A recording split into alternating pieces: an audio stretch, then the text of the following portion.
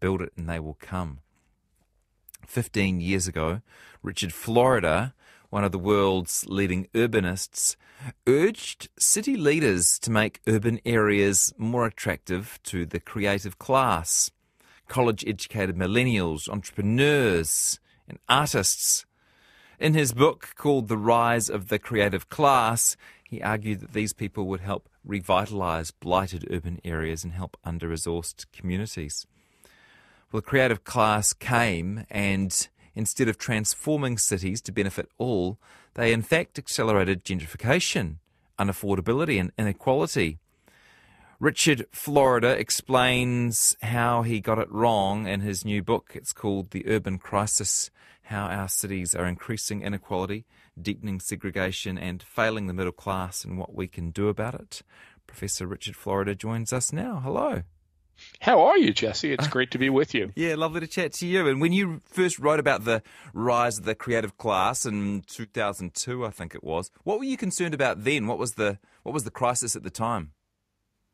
Well, the really interesting thing about it is right after the book, I got to come to your country of New Zealand and visit a whole bunch of cities and give a whole bunch of talks about my book. So, boy, thinking back to that, and then I actually got to meet Peter Jackson. Oh, cool. Most cool. Yeah. But at that time, I think what I was concerned about, and what people in the States and in Europe and in New Zealand resonated with, was cities were failing. They were declining. People were moving to the suburbs. And what I was writing about, I began writing this in the late 1990s and early 2000s, was the movement of this group of people I called the creative class: knowledge workers, people who are involved in science and technology, high-tech companies, people who are managers, CEOs, people who are artists, musicians, designers, work in the media like you, and really looking at data and predicting that they were headed back to cities, that they were going to move from the suburbs where they had gone in the 50s, 60s, and 70s and move back to cities. And I think really what has shocked and surprised me in the interviewing period since I wrote that book and visited New Zealand, how it has been sort of an urban revival on steroids. I don't think I could have predicted, nor did many other people or any other people have predicted, the extent and speed and velocity of this urban revival. Yes. Did the urban planners take your advice too much to heart, do you think? Yeah, I don't think that's the case. I mean, some people may think that, but, here I was chronicling trends and this beginnings of a trickle of the urban revival. And it's very kind of people to say that, urban planners and mayors took my advice. But I think my advice, regardless of my advice, this urban revival had its own logic. And the reason people and businesses moved back to the urban center is because they were more productive and innovative places to be. It gives one person a lot of credit to say, from Auckland to Wellington to Sydney to Melbourne to New York to San Francisco to Berlin to Amsterdam to Paris that I sort of did this. So I think the acceleration of this urban revival really came as quite a surprise to me, and really is the thing I tried to grapple with in my latest book. So the creative classes move back and things start to boom, and so far so good. But when did you get the sense that things weren't working out the way you had predicted they would? Well, it's so interesting to talk to you today. It hit me when I visited Peter Jackson in Wellington. That's the day it hit me. And I remember Peter saying to me, I could have done this in LA, but I decided to do it in my hometown of Wellington. And I decided to build this studio complex. He took me for a tour. And I went back home and I thought about that. And I actually wrote a paper on it. It was in the Washington Monthly in 2003. And in which I said there were two things going on. One, this creative class thing was becoming more global. And I used Peter as an example. But two, when I looked at what was happening, and this is, nearly 15 years ago, I could see that these creative hubs, and I was mainly looking at the U.S. because that's what I had the information and evidence for, San Francisco, the Silicon Valley, Seattle, Boston, New York, and I could go on and list them.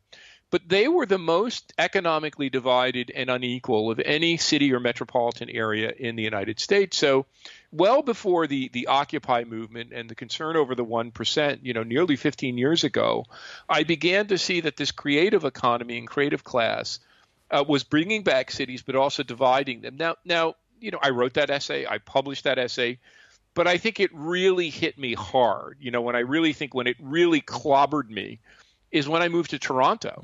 And, Toronto, which is a great city, Canada's more like New Zealand than it is like the United States. It has a good social safety net. It has good governance.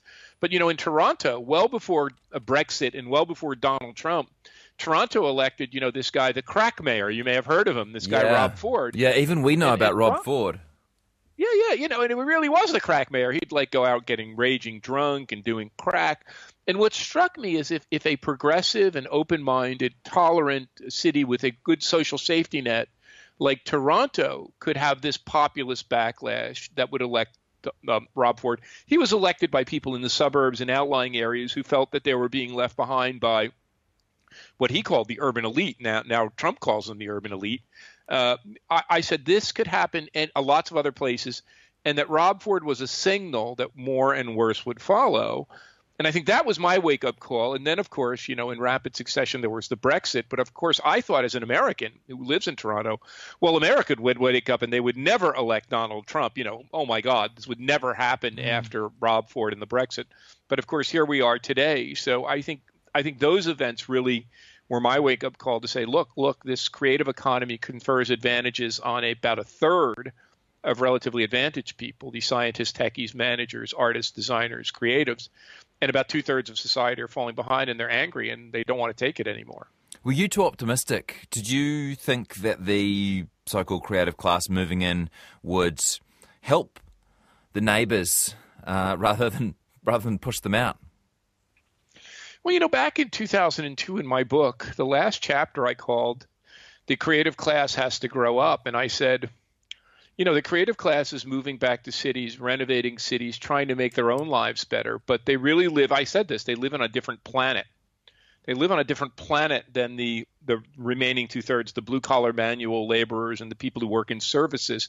And they better grow up and get this. And they didn't. I mean, that said, I have to give the members of the creative economy some credit. If I look at the places that voted overwhelmingly for Barack Obama or Hillary Clinton, and against Donald Trump, those were San Francisco, San Jose, the Silicon Valley, Boston, Seattle, New York. So the creative class and the locations where the creative class is are the most progressive parts of the country in the United States, but they're also the most unequal. So it really dawned on me that the financially and economically, the creative class does occupy a world apart from the other classes. And it is time for the creative class and for progressive political forces to wake up and begin to build a broader coalition that can elevate. I call this in my book, we have to move from winner-take-all urbanism, where places like Auckland and Los Angeles and Sydney and London and Toronto are benefiting, and other places are falling behind, and where advantaged neighborhoods are benefiting within those places and other places are falling behind. We have to move from a winner-take-all system of urbanism to an urbanism that is more inclusive. I call it an urbanism for all, but really that's sort of the political moment we're in today. I suspect Auckland has changed a lot since you were here, and it's changed in ways that you will probably be able to predict because it's happening around the world. Before we get to Auckland, though, let's stay in Canada for a moment, where the literary review said that your book was Dr. Frankenstein confronting his own monster. Is that how you feel? Dylan Reed wrote the review, and it's actually a very good review. Headline writers, we never write our own headlines. Yeah. And it certainly got me to look at that. But, I think people give all me and others too much credit. To think that a book written by an academic somehow caused Auckland to gentrify borders on the ridiculous. I wish to God I had that much power. But the reality is, this is the result of the most important economic force of our time, which Jane Jacobs identified 50 years before me, and I chronicled Jane, and Robert Lucas, the Nobel Prize winner, identified. And it's really the clustering of people, talented and ambition and driven people, diverse people, and of economic assets and of knowledge in dense cities that drives economic growth. So regardless of my writings or prognostications, this was going to happen anyway. And it's happened in ways that I completely failed, underpredicted. I would have never predicted this. So I completely underpredicted. So, yeah, I don't know. I don't know if it's my Frankenstein, but certainly it's gotten to the point where we all need to pay it serious attention. And we all need to begin to address it. I just worry that the backlash, particularly from the populist right, is so visceral and forceful, and the anger so palpable, the divide in our country so deep. It's going to be a hard thing it's going to be a hard thing to. Maybe it's more like my Humpty Dumpty than my Frankenstein. It's once it's fallen apart, it's going to be very hard to put back together again. I'm talking to Richard Florida, author of the book The New Urban Crisis, How Our Cities Are Increasing Inequality, Deepening Segregation and Failing the Middle Class, and what we can do about it. When we talk about the housing crisis in New Zealand, which, by the way, I don't know if you've caught up on this, but New Zealand is probably the worst in the world for incomes compared to house prices, and Auckland is the worst place in New Zealand. And we often talk, politicians often talk about supply and demand. That's what happens when you've got too many people coming in and not enough housing stock. But in fact, you also point to inequality and segregation. So what parts do those two things play? Yeah, I think Auckland is pretty bad, and Sydney and Melbourne are pretty bad, but also Vancouver and Toronto are just awful. So it's not just New York and London. I mean, I think that's the message of this. It's not just New York and London and San Francisco. It's a more pervasive problem. And when you have this level of housing unaffordability in places like Toronto or Vancouver and Auckland, it's a big problem. So I think they're all of a piece. The housing affordability question, the economic inequality question, and I think economic segregation or geographic inequality. And I think the biggest problem of all is probably the geographic inequality or economic segregation. The fact that, I hate that subtitle. God, it's long. I kept telling my publisher, just call it the New Urban Crisis and be done with it. But when you said the decline of the middle class, I mean, that's what's really shocking to me.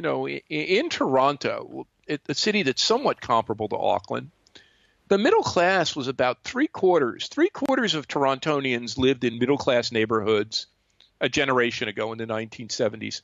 Now roughly a third of Torontonians do. And Toronto, and like Auckland, has divided into these small areas of concentrated wealth and concentrated advantage in the urban core, around the city center, around the good universities, around transit stops and subway stops. And then much larger spans of concentrated disadvantage that run from the older disadvantaged neighborhoods in this urban core right out smack through the far-lying suburbs.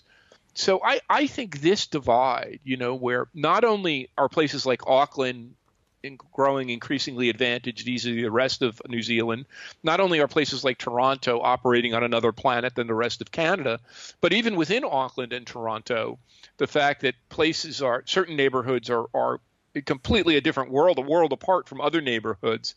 That's what I think is so daunting. The fact that we really live in a metropolitan areas which are fundamentally divided by socioeconomic class. That's what really worries me and is in many ways quite disturbing, because it's not just an economic and sociological phenomenon.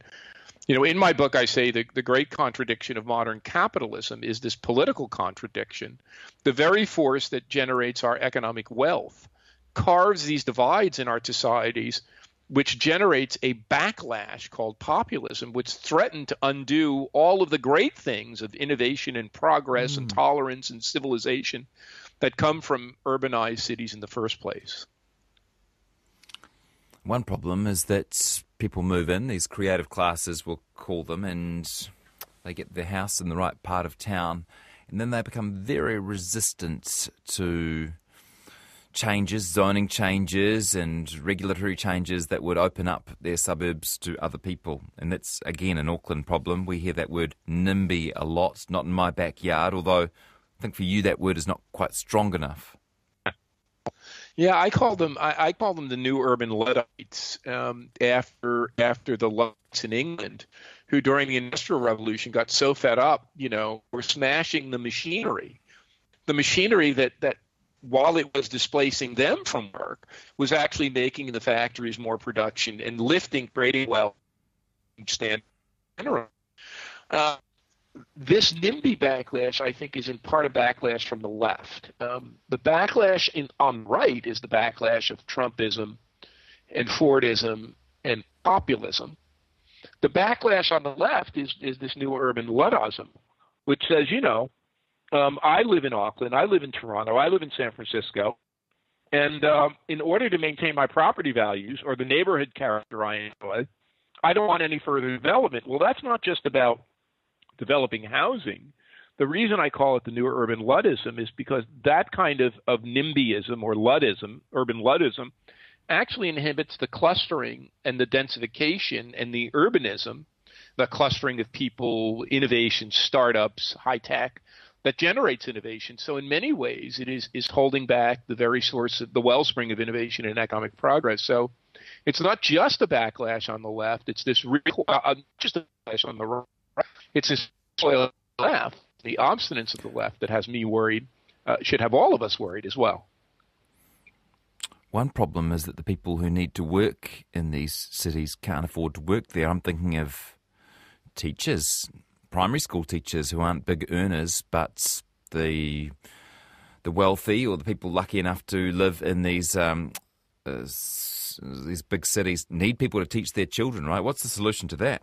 Yeah, so this is something I deal with at length in the book, and real estate in cities has become a new class of investment asset. It's not just a place to live; it's a place where wealthy people and wealthy foreign people can stash money.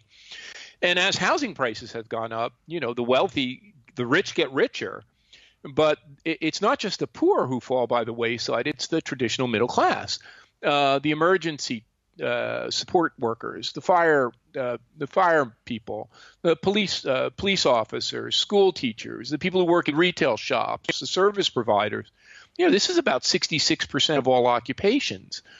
They can't afford to live there, and this is a fundamental crisis. If the people whose work a city depends on, have to commute. In the case of Toronto, I'll just use Toronto for example, an hour and a half to 2 hours each way.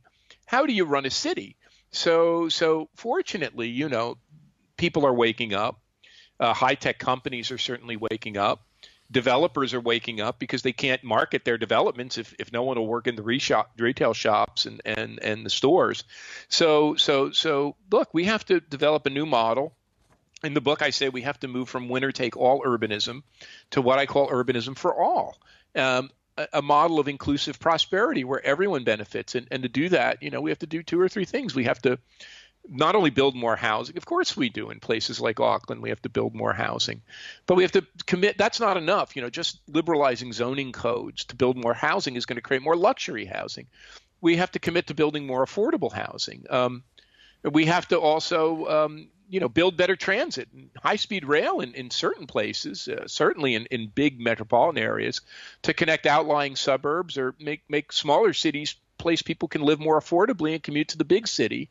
And then finally, we need a massive effort to upgrade and modernize and pay workers better in these low-wage service jobs, that people are not even making a subsistence income, and I talk in the book, we did that before by manufacturing. Everyone says, well, blue-collar work is good work, but it wasn't.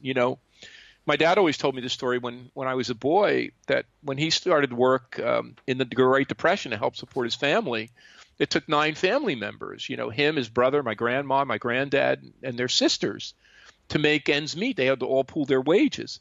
He came back from his service in World War II, and his job had been transformed into a good job. He made enough money to buy a home in the suburbs and put us through school and college. We made manufacturing work good jobs. We had a union movement, and we had a social safety net. We had a New Deal that said manufacturing workers had to be able to buy the stuff they produce. Well, we can do the same thing today for the millions upon millions of people in New Zealand and the United States and Canada and around the world who toil in these low-wage service jobs. That seems to me the agenda of our time.